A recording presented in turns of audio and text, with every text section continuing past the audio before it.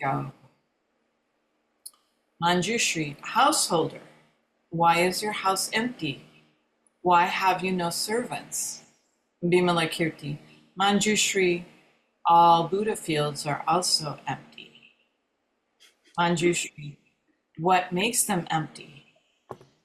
Vimalakirti, they are empty because of emptiness. Manjushri, what is empty about emptiness? It would have been great to be there when they're having this conversation. Vimalakirti, constructions are empty because of emptiness. Manjushri, can emptiness be conceptually constructed? Vimalakirti, even that concept is itself empty, and emptiness cannot construct emptiness. I'm gonna let somebody else go. Cassie, go.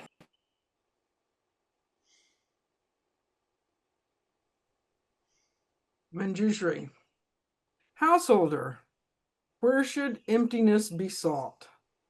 Vimalakirti, Manjushri, emptiness should be sought among the 62 convictions. Manjushri, where should the 62 convictions be sought?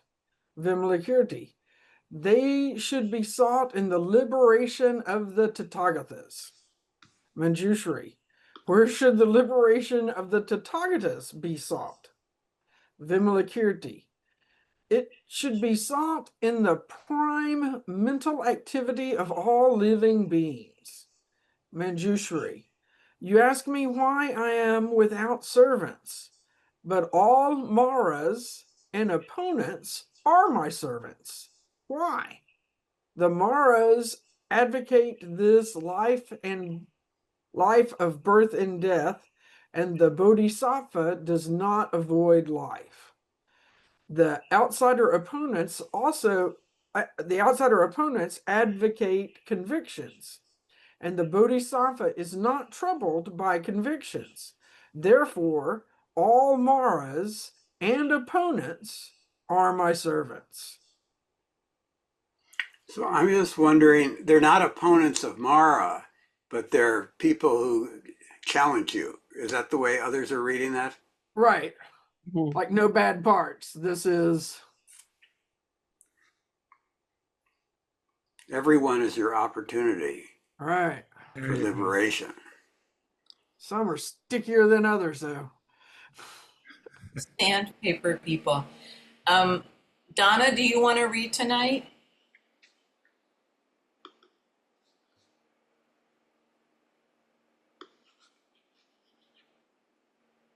Well, yeah, sure, I will read. okay. Thank you, Anne. Where are we? At the top. Right at the top of the page, Manjushri householder, what sort is your sickness? Okay, thank you. Manjushri householder, of what sort is your sickness? Vimalakirti, it is immaterial and invisible. Is it physical or mental? Vimalakirti, it is not physical, since the body is insubstantial in itself. It is not mental, since the nature of the mind is like illusion. Marajasuti, householder, which of the four main elements is disturbed? Earth, water, fire, or air? Vimalakirti, Marajasuti, I am sick only because the elements of living beings are disturbed by sickness. Is Marajasuti, householder, how should a body Sutra, Sattva, console another body sutra who is sick. I'm sorry, I'm butchering all these names. Vimalakirti, he should tell them that the body is impermanent, but should not exhort him to renunciation or disgust. He should tell them that the body is miserable, but should not encourage him to find solace in liberation. That the body is selfless, but that living beings should be developed, that the body is peaceful, but not to seek any ultimate calm. He should tell them to confess his evil deeds, but not just to escape them. He should encourage his empathy for all living beings on account of his own sickness, his remembrance of suffering experienced from beginningless time, and his consciousness of working for the welfare of living beings. He should encourage him to manifest the roots of virtue, to maintain the primal purity and lack of craving, and thus to always strive to become the king of healers who can cure all sicknesses. Thus should the Bodhisattva console a sick bodhisattva in such a way as to make him happy.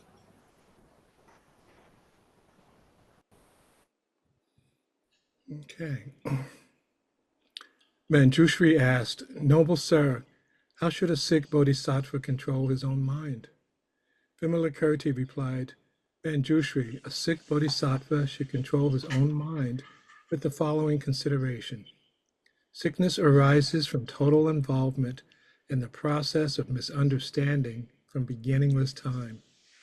It arises from the afflictions that result from unreal mental constructions, and hence ultimately nothing is perceived which can be said to be sick. Why? The body is the issue of the four main elements, and in these elements there is no owner and no agent. There is no self in this body, and except for arbitrary insistence on self, ultimately no I, which can be said to be sick, can be apprehended. Therefore, thinking I should not adhere to any self, and I should rest in the knowledge of the root of illness.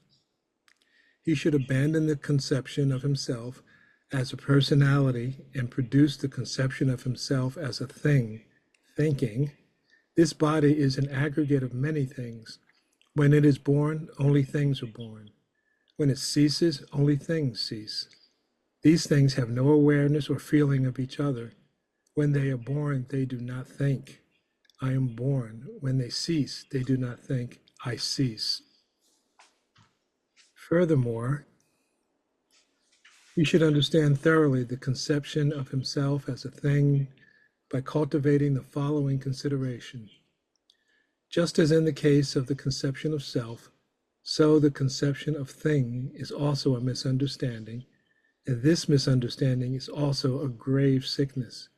I should be free myself from this sickness and should strive to abandon it.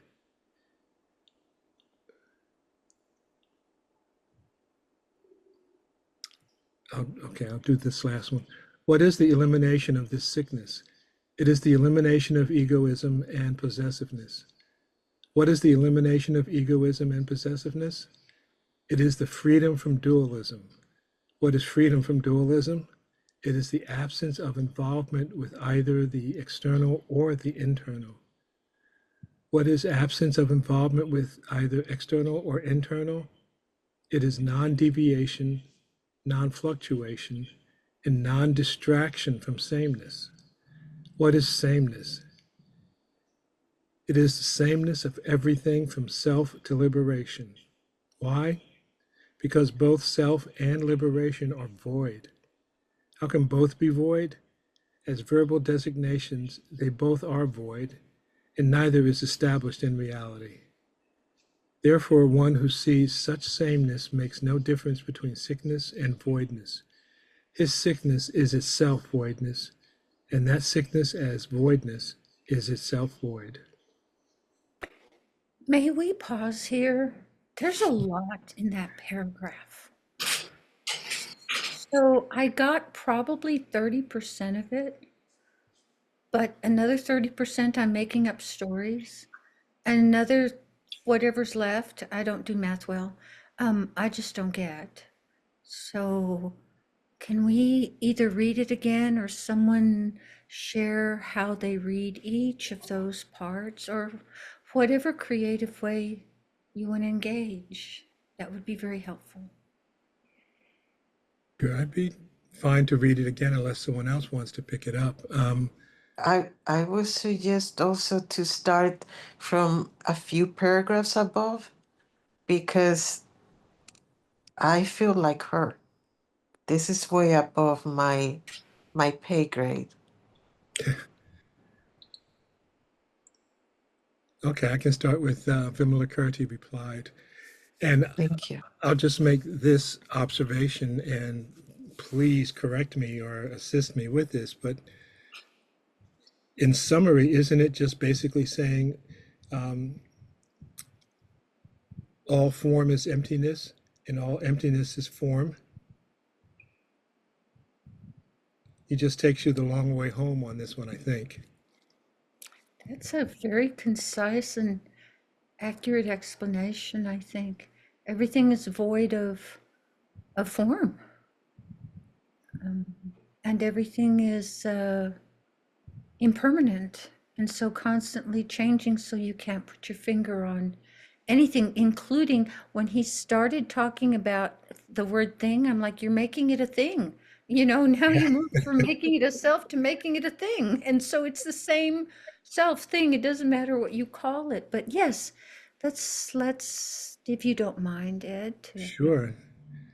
All right. Vimalakirti replied, Manjushri, a sick bodhisattva should control his own mind with the following consideration.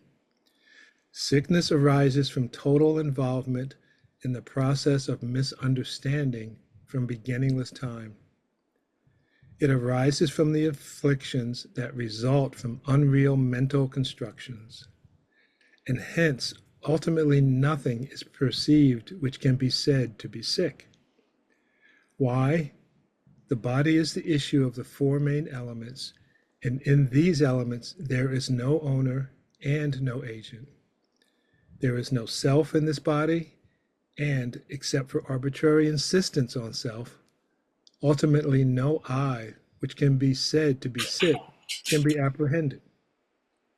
Therefore, thinking I should not adhere to any self, and I should rest in the knowledge of the root of illness.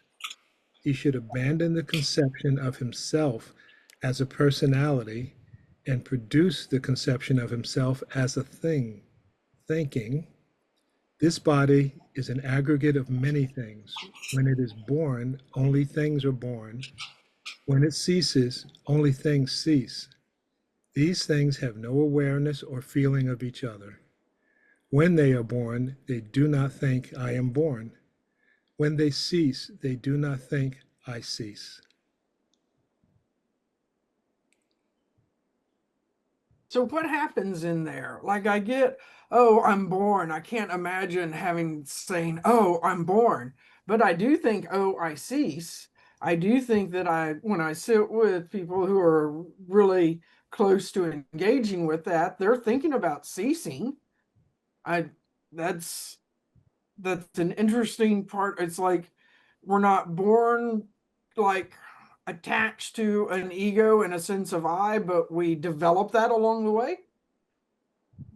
Is that what he's kind of saying here? Is it not one thing? Maybe. I like that answer. Feels like, yeah. I'm I'm taking it from the point of view that once something is dead, it cannot think. So, not the moment before they die, but once the body is dead. Well, how about the only things that can cease are the things that are constructed, and only things are constructed when you are born. So when you're born, you have your constructs, and when you cease, those things connected to being born, by definition and default, also cease. Okay, that locks in. Good Ed. Okay, I'm out of here. My work is done. Let's go. I wanted to ask a kind of odd question about this. Can you go back to the top where it said about right,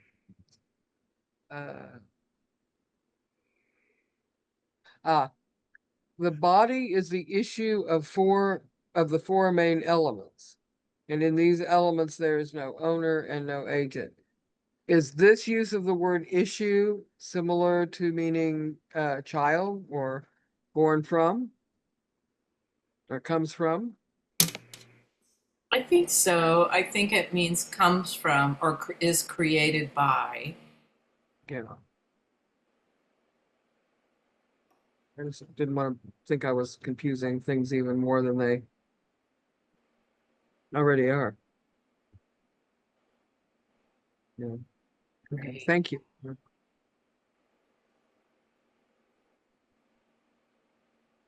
I do really like that next sentence of there is no self in this body. Mhm. Because I feel like that I have some part of practice where I'm trying to attain self, and that's not one of the possibilities.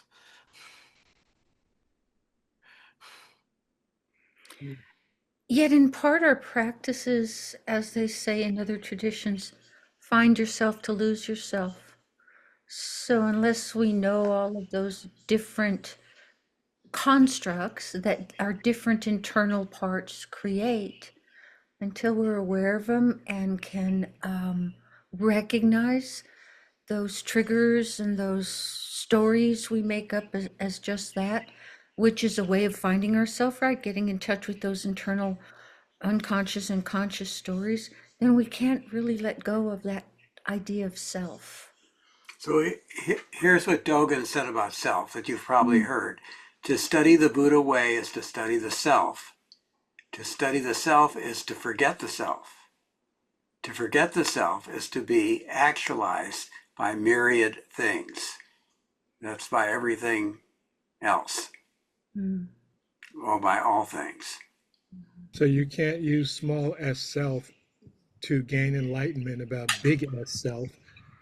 But once you get connected to what big S self is and isn't, then you can lose yourself and be in connection with the source beyond self. Right. But Yeah. what we've got to start with is little s self. And so we use our body and our little s self as our vehicle. Mm-hmm.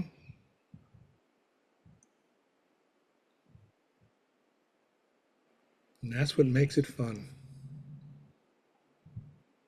You can't skip over that first step of study the self. Right.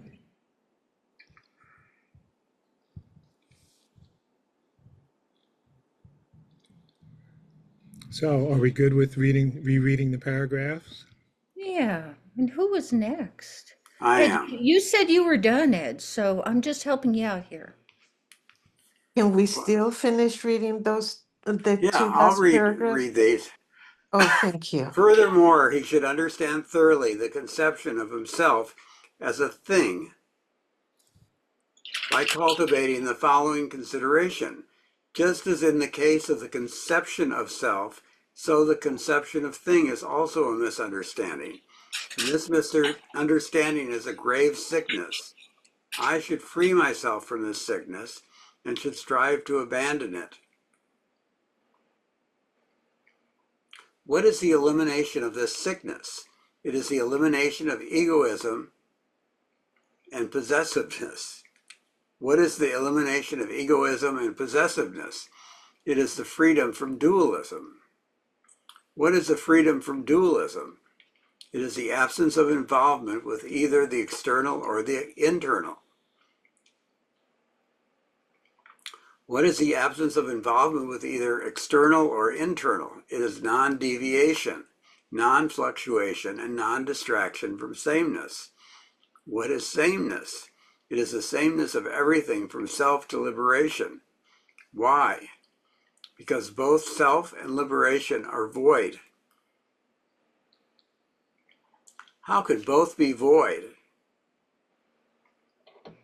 As verbal designations, they're both are void, and neither is established in reality.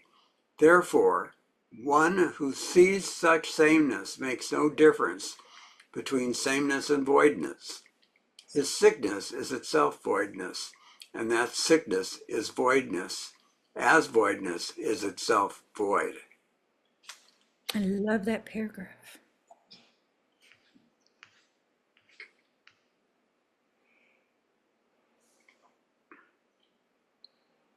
I think Melissa. Yep. The sick bodhisattva should recognize that sensation is ultimately non-sensation, but he should not realize the sensation of sensation, although both pleasure and pain are abandoned when the Buddha qualities are fully accomplished. There is then no sacrifice of the great compassion for all living beings living in the bad migrations. Thus, recognizing in his own suffering the infinite sufferings of these living beings, the Bodhisattva correctly contemplates these living beings and resolves to cure all sickness. As for these living beings, there is nothing to be applied, and there is nothing to be removed. One has only to teach them the Dharma for them to realize the basis from which sicknesses arise. What is this basis?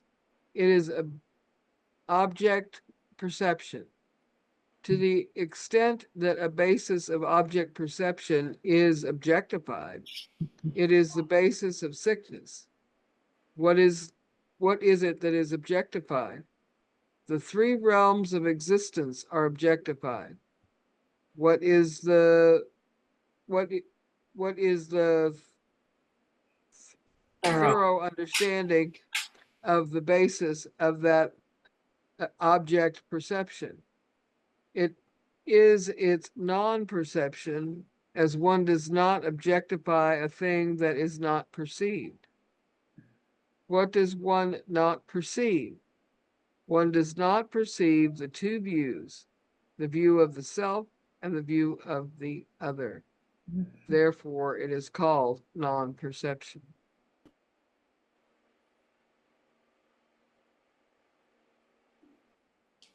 Could somebody simplify this, please? Isn't it talking about ceasing to view things in a dualistic way? Good, bad, right, wrong, me, other, inside, outside. Jessica Steinbomer did a lovely meditation, or it was a meditation. She said something that just, I mean, it felt very profound. She said, as you breathe in, you're breathing in all of the universe. And it's true, because we're made of the four elements, right? We're breathing in what the rest of the universe is made of. So we're breathing in the universe. And as we breathe out, we're breathing out ourselves, which are in fact made of what the universe is made of. So really, in the entire breathing process, there is no distinction. You're breathing in yourself or the universe, whatever name you want to put on it, and you're breathing out the universe all yourself. So just because we have this shell of a body and we have this illusion of being separate and distinct, every single breath, we are unified and one with all of all of the cosmos. I thought that was stunning, and I think that's what this is saying, but I may be wrong. So that's what I hear it saying is, don't look at things as out there in here, you, me, but it's all one energetic field, or whatever label you want to put on it in mere words. I asked AI to simplify it to one sentence, and here's what it said. Suffering ends when we stop seeing the world in terms of separate self and other, which is just what you just said. Yeah. But I charge by the word, Kim.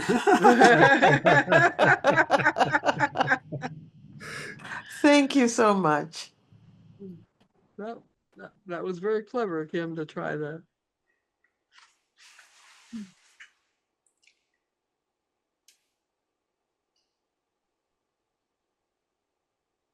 No, I think you're next, aren't you? Did I not just read? Oh, okay, then. Starlet? Sorry. Manjushri, thus should a sick bodhisattva control his own mind in order to overcome old age, sickness, death, and birth. Such Manjushri is the sickness of the bodhisattva. If he takes it otherwise, all his efforts will be in vain. Just as one is called hero when one overcomes all enemies, so too one is called bodhisattva when one conquers the miseries of aging, sickness, and death. The sick bodhisattva should tell himself, just as my sickness is unreal and non existent, so the sicknesses of all living beings are unreal and non existent. Through such considerations, he arouses the great compassion toward all living beings without falling into any sentimental compassion, but instead arouses great compassion toward all living beings through striving to eliminate the incidental afflictions. Why? Because great compassion that falls into sentimentality. For how did you read that word that starts with a P? Purposive. What does that mean? Sentimentally purposive views. It's a phrase, sentimentally purposive views. So, views that are, well, we'll just let the computer tell us what it means. No, it's not going to. Well, okay, purposive, sentimentally purposive views only exhaust the bodhisattva in his reincarnations. But the great compassion, which is free of involvement with sentimentality purposive views, does not exhaust the bodhisattva in all his reincarnations. He does not reincarnate through involvement with such views, but reincarnates with his mind free of involvement. Hence, even his reincarnation is like a liberation. Being reincarnated as if being liberated, he has the power and ability to teach the Dharma, which liberates living beings from their bondage. As the Lord declares, it is not possible for one who is himself bound to deliver others from their bondage, but one who is himself liberated is able to liberate others from their bondage. Therefore, the Bodhisattva should participate in liberation and should not participate in bondage. Wow.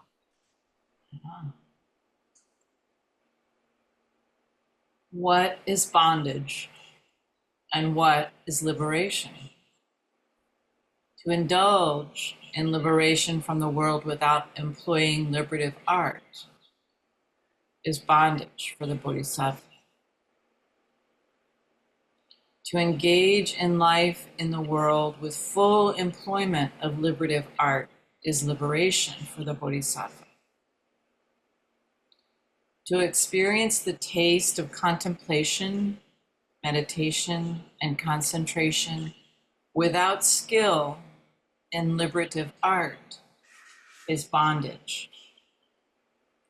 To experience the taste of contemplation and meditation with skill in liberative art is liberation. Wisdom not integrated with liberative art is bondage, but wisdom integrated with liberative art is liberation.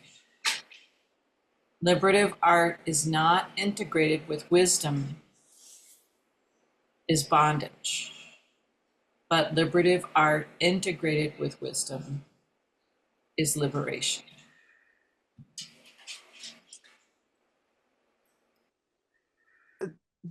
Do you guys get the feeling that Vimalakirti is describing why he is like he is?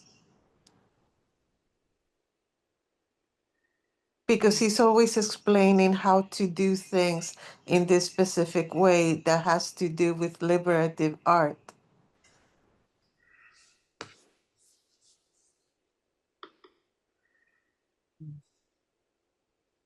I think it's possible.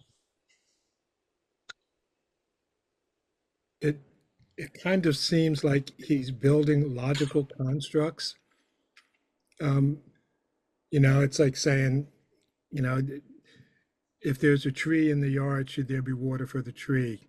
If there's water for the tree, should there be well for which the water comes? That kind of thing. And I think the purpose might be building these logical constructs is to get you to a point of right thinking. And I might be using that too liberally, but because there's a lot of, not to say that something's wrong, but the way you're teaching it might be wrong. So this, I think, is trying to put a fine point on it by picking each thing and then doing a logical construct to deconstruct what it is and what it isn't. So thank you, Ed. That's a very nice, succinct, not high dollar explanation. And I mean that playfully. It was a great explanation. But my question is, and I may have missed it, and maybe it's infused in all of this.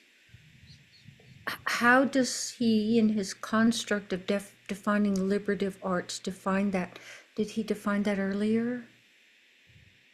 Is all of this, everything he's saying, the liberative art of non-attachment, of non-dualism, of not falling into, there's so much sympathy or empathy, or the dark side, which is pity, but sort of in not doing that and not drowning in that, staying liberated from that sort of non-liberative state, that then you can help. I'm just looking for the mere words that define liberative art. Yeah, I looked up on the internet liberative art too, and it kind of gave us that sort of circular stuff too. Okay, thank you. It doesn't occur earlier. It did, though. Yes. Oh, it did? Yeah, Yeah, it did. It definitely did. Yeah, we definitely talked about it. I think it refers to You're right. the practice. Liberative art is practice. So if you have wisdom without a practice, or the practice, however you want to phrase that, then it's not liberation. It's, And the Google is saying examples of liberative art are mandalas, tagatas, Tibetan paintings on cloth, sculptures, calligraphy, performance art. I think they would have included photography. It had been scientifically relevant at the time. I don't know that it's specific to what we think of as art. I mean, I think it's more deliberative art is practicing Buddha Dharma. Yeah, I would agree with that. Deliberative art is living. Mhm. Now, how do you live? And of course, being creative is one aspect of being alive or living. And who knows that It's they out of didn't have thinking. photography? Yeah, so if you look at what he was saying in the paragraphs we were just reading about if this is done with liberative art, it's liberation, and if it's done without, then it's not. You can think about, well, if you're living your life in a way other than for the service of all beings or trying to find a good way to live, then it's not really wisdom, or it's not really liberation, or it's not really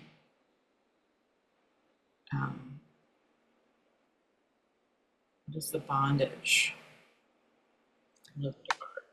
And it seems he's still sneaking in that point that even when you get to that state of liberative art, at rock bottom, it's still all illusion and constructs.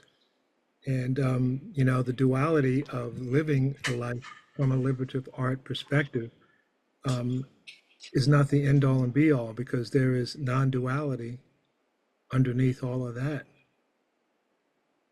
Right, and this is a big basket of concepts.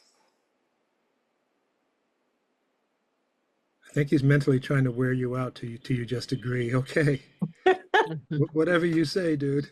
Every said, absolutely. For me, and I love it because it feels like he's doing hand holding down, as you said, down this path. You go from here to here, and once you get here, you need these things, because if not, then you're off the path, and so on. So it feels very gentle, and I appreciate that. Um, I I don't know if you guys can hear me. Hmm. Yeah. Oh, okay. So I found it. This is where at least one of the places where this was talked about. Bodhisattva's Buddha field consists of the four means of unification. When he attains enlightenment, living beings who are held together by all deliberations will be born in his Buddha field. A Bodhisattva's Buddha field is skilled in liberative art. When he attains enlightenment, living beings skilled in all liberative arts and activities will be born in his Buddha field. A Bodhisattva's Buddha field consists of the 37 aids to enlightenment. When he attains enlightenment, living beings who devote their efforts to the four faci of mindfulness, the four right efforts, the four bases of magical power, the five spiritual faculties, the five strengths, the seven factors of enlightenment, and the eight branches of the holy path will be born in his Buddha field.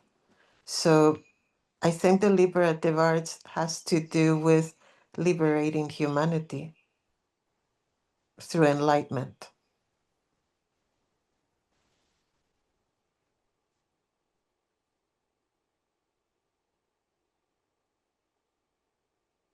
Are we ready to forge on? I think so. Let's So I see. think we're at how is wisdom integrated? That's our new info. How is wisdom integrated? Wisdom's auspicious signs and marks. Yeah, I don't remember reading about signs and marks before. Okay. How is wisdom integrated with liberative art a liberation? Wisdom integrated with liberative art consists of concentration on cultivation of auspicious signs and marks, on the adornment of the Buddha field, and on the work of development of all living beings, all the while concentrating on deep investigation of voidness, signlessness, and wishlessness. And it is liberation. What is the bondage of liberative art not integrated with wisdom? The bondage of liberative art not integrated with wisdom consists of the bodhisattva planting of the roots of virtue without dedicating them for the sake of enlightenment. I guess that means not having an agenda, while living in the grip of dogmatic convictions, passions, attachments, resentments, and their subconscious instincts. This is all like so hard to understand. Could they not say it simpler? Or is that the nature of it, the point?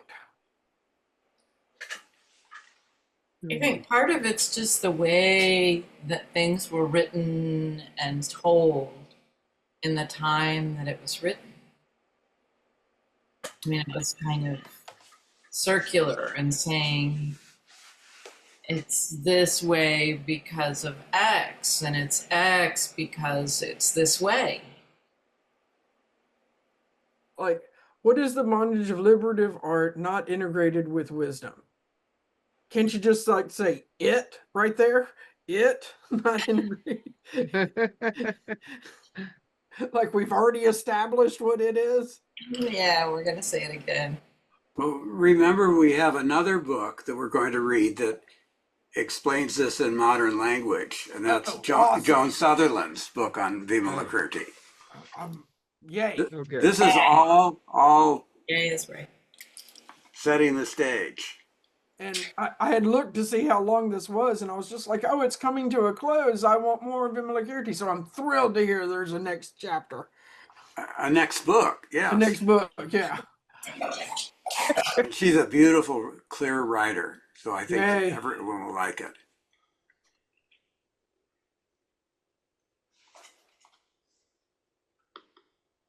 So we have Donna, I think.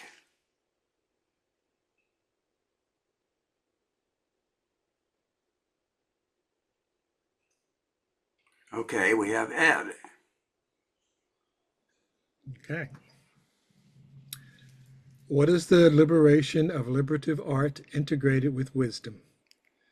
The liberation of liberative art integrated with wisdom consists of the Bodhisattva's dedication of his roots of virtue for the sake of enlightenment, without taking any pride therein, while foregoing all convictions, passions, attachments, resentments, and their subconscious instincts. I like that. Manjushri, thus should the sick bodhisattva consider things. His wisdom is the consideration of body, mind, and sickness as impermanent, miserable, empty, and selfless.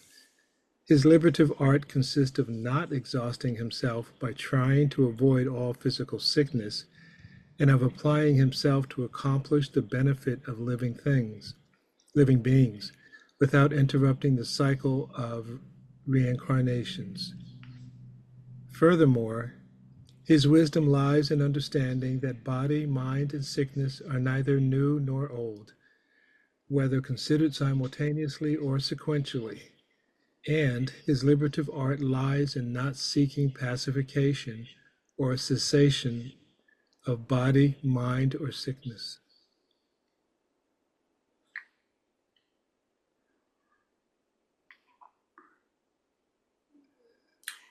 That, Manjushri, is the way a sick bodhisattva should concentrate his mind.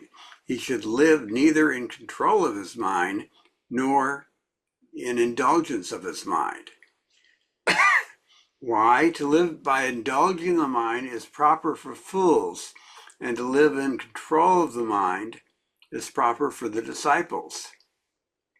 Therefore, the bodhisattva should live neither in control nor in indulgence of the mind. Not living in either of the two extremes is the domain of the bodhisattva. So that's the middle way, isn't it? Yeah. Not the domain of the ordinary individual and not the domain of the arhat. Such is the domain of the bodhisattva, the domain of the world, yet not the domain of the afflictions. Such is the domain of the bodhisattva. Where one understands liberation, yet does not enter final and complete liberation, there is the domain of the bodhisattva. Where the four maras manifest, yet where all works of maras are transcended, there is the domain of the bodhisattva. Where one seeks the nos of omniscience, of omniscience, yet does not attain this nos at the wrong time, there is a domain of the bodhisattva. Where one knows the Four Noble Truths, yet does not realize those truths at the wrong time, there is a domain of the bodhisattva, a domain of introspective insight, wherein one does not attest voluntarily reincarnation in the world. Such is the domain of the bodhisattva, a domain where one realizes birthlessness, yet does not become disdained for the ultimate,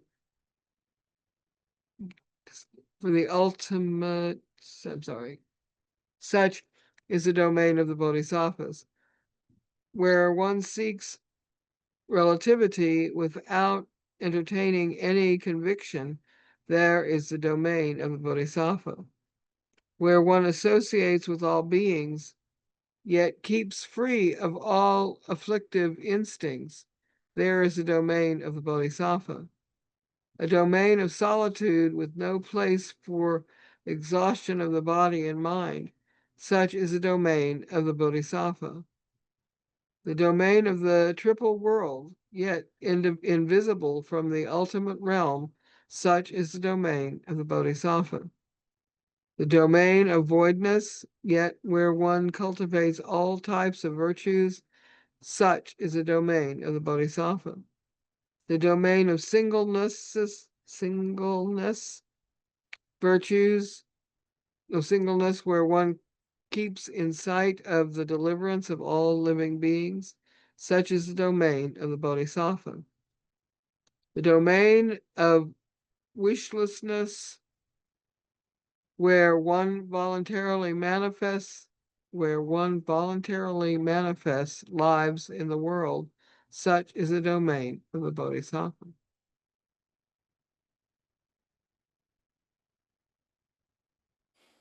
Belen, do you want to read? Sure, thank you. A domain essentially without undertaking, yet where all the roots of virtue are undertaking it without interruption, such is the domain of the bodhisattva. The domain of the six transcendences, where one attains the transcendence of the thoughts and actions of all living beings, such is the domain of the bodhisattva. The domain of the six super knowledges, wherein defilements are not exhausted, such is the domain of the bodhisattva. The domain of living by the holy Dharma, without even perceiving any evil paths, such is the domain of the bodhisattva. The domain of the four immeasurable, where one does not accept rebirth, in the heaven of Brahma, such is the domain of the bodhisattva. The domain of the six remembrances,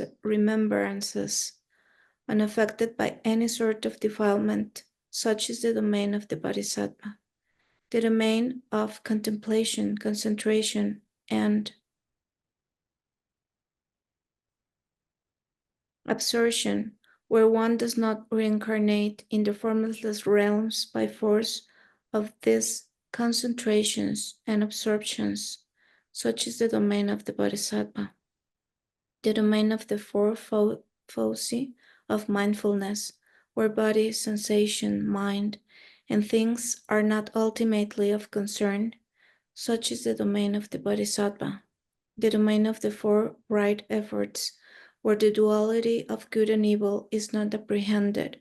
Such is the domain of the Bodhisattva.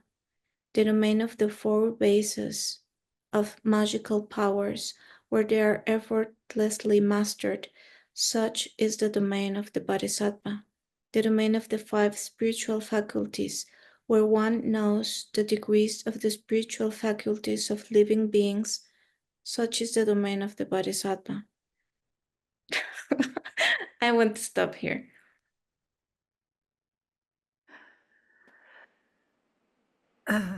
The domain of living with the five powers, where one delights in the 10 powers of the Tathagata.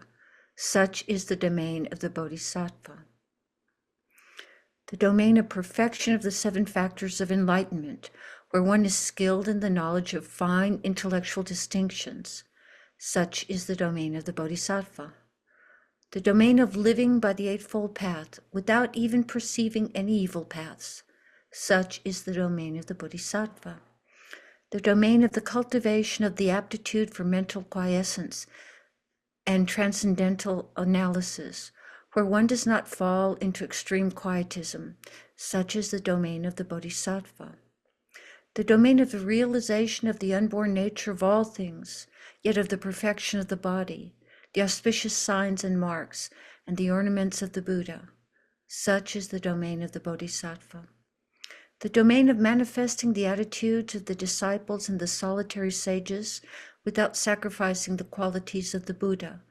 Such is the domain of the Bodhisattva. The domain of conformity to all things, utterly pure in nature, while manifesting behavior that suits the inclinations of all living beings. Such is the domain of the Bodhisattva. A domain where one realizes that all the Buddha fields are indestructible and uncreatable, having the nature of infinite space, yet where one manifests the establishment of the qualities of the Buddha fields in all their variety and magnitude. Such is the domain of the Bodhisattva. The domain where one turns the wheel of the holy Dharma and manifests the magnificence of ultimate liberation, yet never forsakes the career of the Bodhisattva. Such is the domain of the Bodhisattva. When Vimalakirti had spoken this discourse, 8,000 of the gods in the company of the Crown Prince Manjushri conceived the spirit of unexcelled, perfect enlightenment.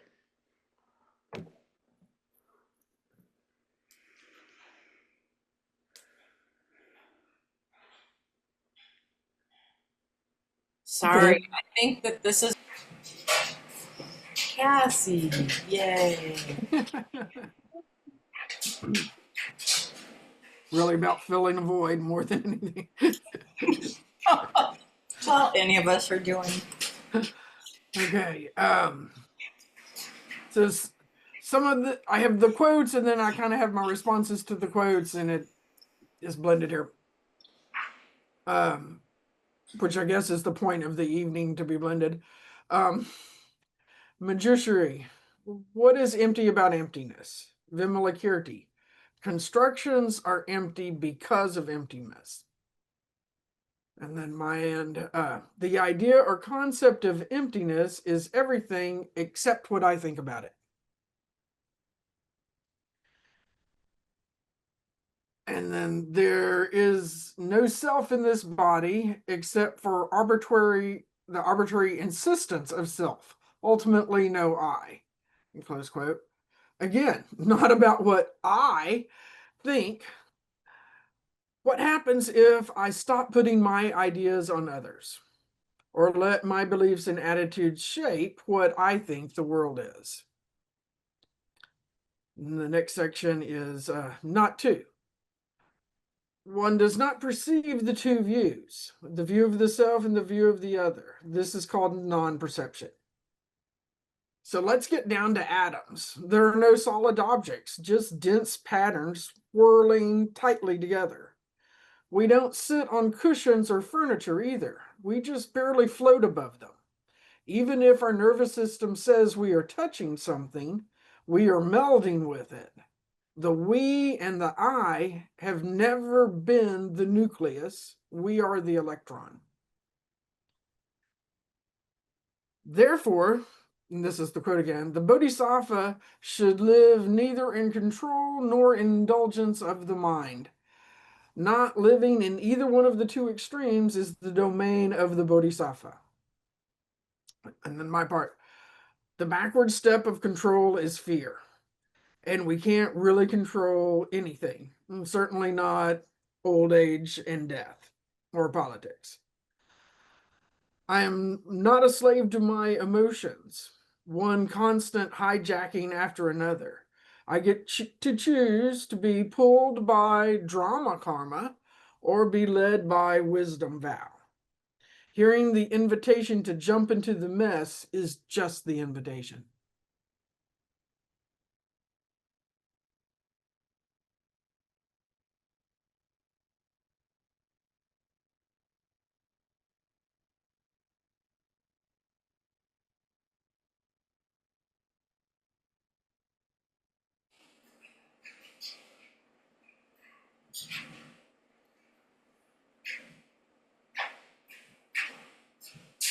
I'll read mine because it's so short.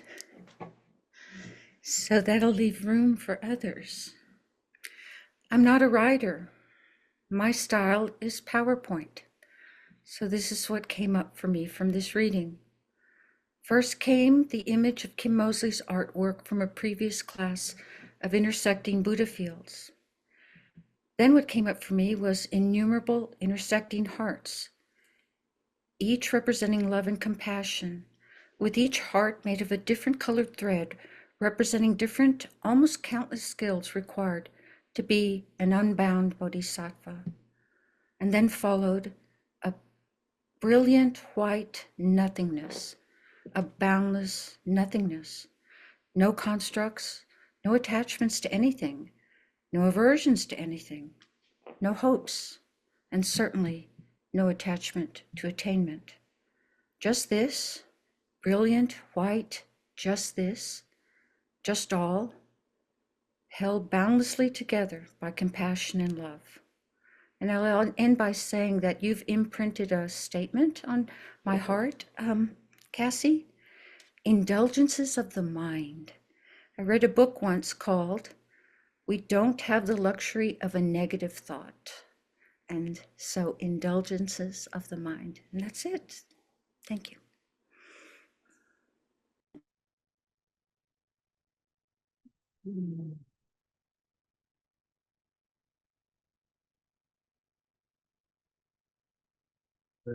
I guess I could go next, if you will indulge me.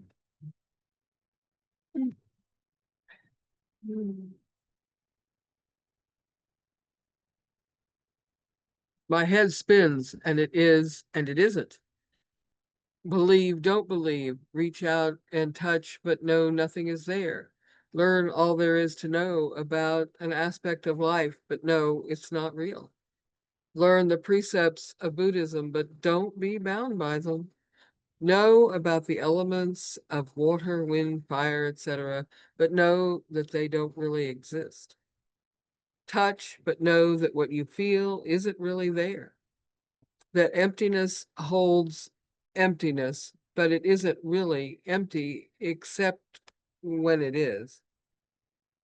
I wish I could lock Vimalakirti in a room, give him the softest pillows and the most comfortable chair with a plate of his favorite foods and glasses of his favorite non-alcoholic beverages.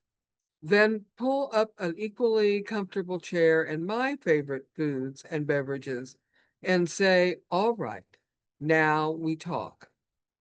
Now, without being circular, without being verbose, without trying to sound grandiose, explain this to me. Explain what knowing these things will make me understand. I need to know how to incorporate what you are saying into my life and how I can use it to help others.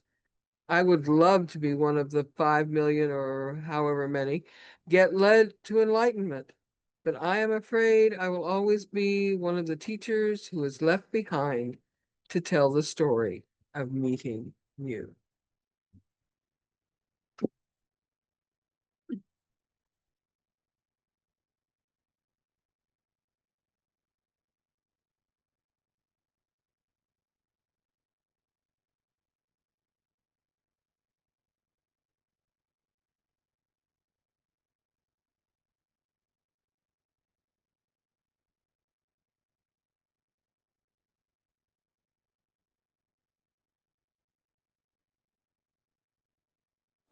You're muted, Kim. Yeah, so I have less words than anyone.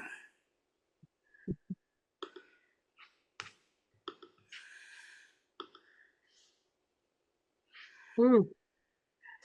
And I'm not sure. This is kind of interesting. Let me show you one thing.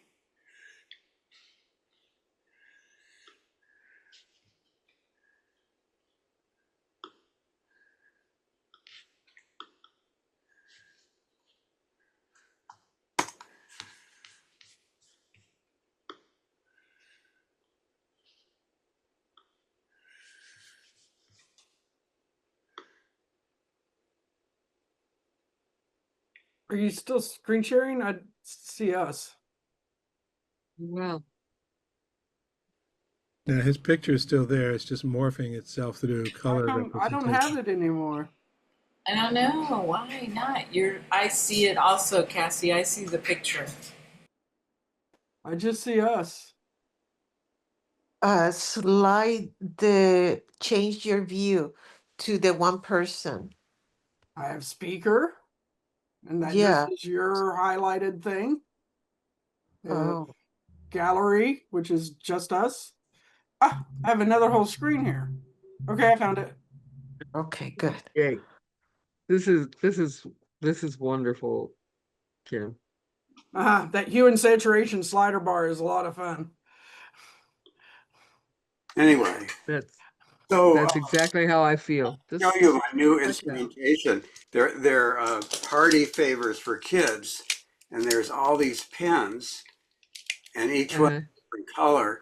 But I found it was too much trouble to like keep switching them, so I just assigned a color to each pen, and now I can draw. It reminds me of spirographs and my love of spirographs. Oh, I did too. I don't know where it's going to go, but I'm trying to draw Moo. Thanks for taking us back to the late 50s. I, I have 60s. And Buddha fields. I keep doing them.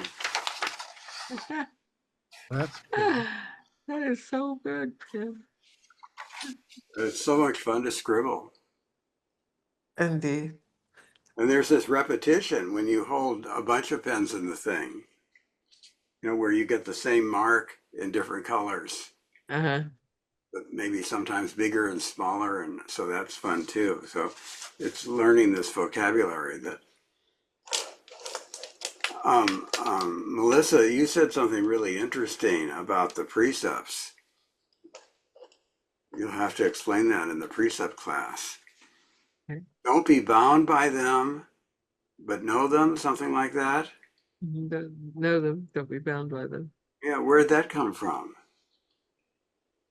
Just really just listening to the whole thing that Vimalakirti kept saying, right? Because it's one thing and you think that's the way it is, but then it's not really that. So you have to let that go and then go on to another thing that is really that, but it's not really that, but it might be, It's and then holding let it go. with open hands, isn't it? Yeah. hmm What was coming up for me in that also is if I'm not bound by that, then I'm not inside the idea of right and wrong. So that if I'm, that I'm not going to start self judging because I didn't do one thing or the other thing when hindsight tells me I could have. Oh, I like that. Mm-hmm. So I have a question maybe for next time because it's late. Sometimes Buddhists are described as having situational ethics. Have you ever heard that? Yeah. And so I see it as flexibility under the circumstances. Maybe that's just that other person's construct. There's an But, idea of skillful means. You've heard right. that, right? Yes, of course. The better way of putting it, I think. Well, and I was talking with Flint earlier today, and yeah, the skillful means is a great way, but he also used the D word. There is discretion, discernment, I should say. So you have to apply discernment. And the one thing that he said, which really, well, a bunch of things he said that really stuck in my little brain, but bodhisattvas have boundaries. Mm-hmm. And you couple that with discernment, you couple that with wisdom, you underpin it with the six perfections, and there you have it.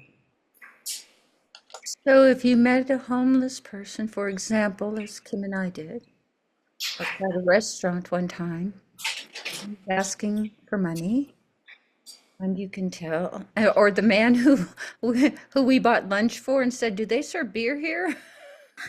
He wanted beer more than lunch. You wanted beer more than the meal. So if that's the very thing they need in the moment, money to buy the fix, to you as a bodhisattva, give them that money. So I just started teaching. I asked my teacher, so how do you know when to stop giving? And he said, when it's 4 o'clock. Does anybody else want to share? Anybody else like to read or share? 42. I would. Please. It's very short. A construct is something fabricated. Vimalakirti fabricated his illness and emptied his home to make a point. It's easy to say an illness doesn't exist when one is not sick. But being alive in this body made by the four elements, an illness doesn't exist from the perspective that our bodies are constructs of the void of the universe.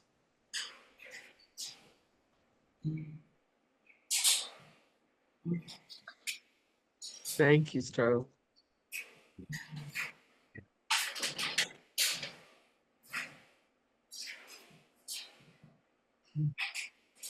Donna or Milin?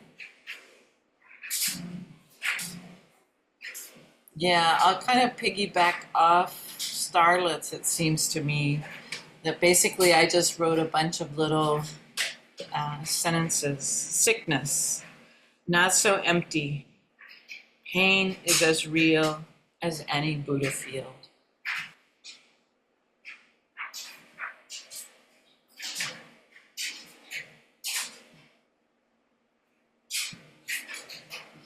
Well, that brings us to 8:32. So, good night all, and hasta la próxima lunes. Thank you, everyone. Adiós. Adios. Bye. Thanks, everybody. Bye from Bye. Dios.